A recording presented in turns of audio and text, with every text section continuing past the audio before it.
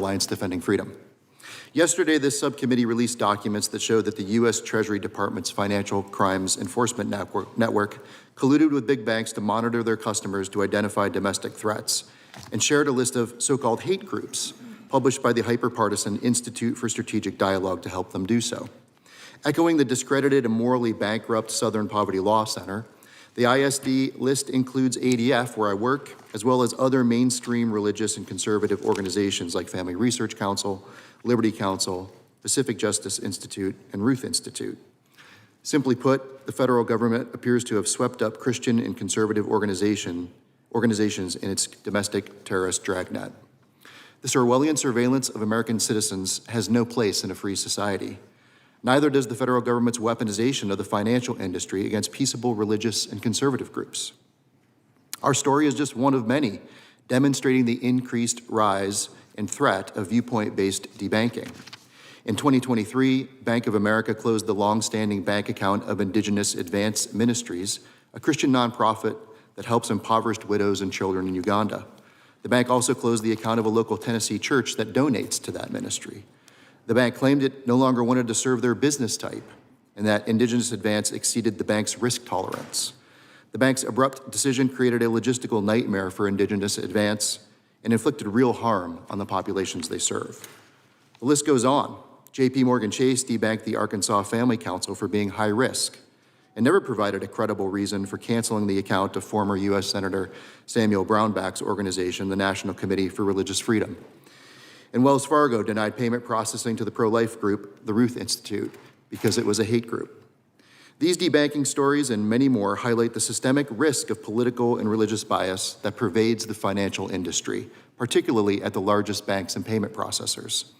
These institutions maintain reputational risk policies that allow them unfettered discretion to punish customers who have, in their view, problematic political or religious views.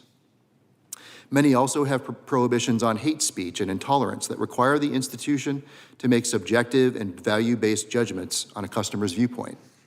Both types of policies are vague and ambiguous, sweep in broad swaths of content, chill constitutionally protected speech, and erode economic freedom. Worse, government regulators can all too easily wield their outsized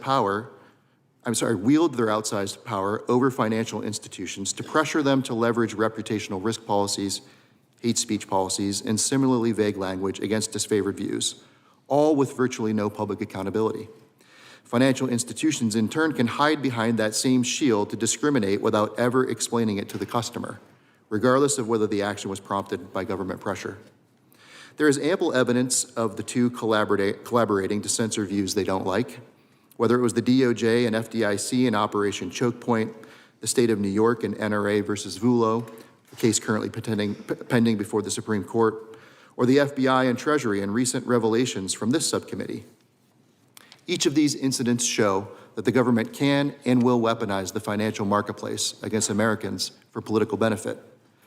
Several factors exacerbate this risk.